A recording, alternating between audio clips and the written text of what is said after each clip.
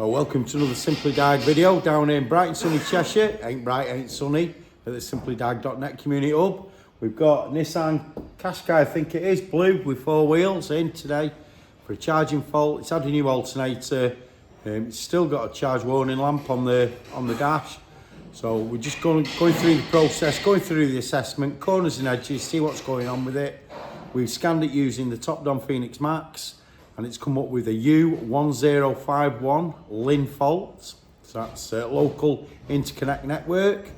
We look at the wiring diagram, move the ashtray. So if we looking at the wiring diagram here, we've got the alternator, there's a link connection going up to the engine ECU. We've also got a data line going to the battery monitoring, the battery sensor and all that. So we're going to get the scope out now, we're going to get the Pico 4425A out, we're going to have a look at some LIN signals and we're going to go from there. So corners and edges, that's the assessment process.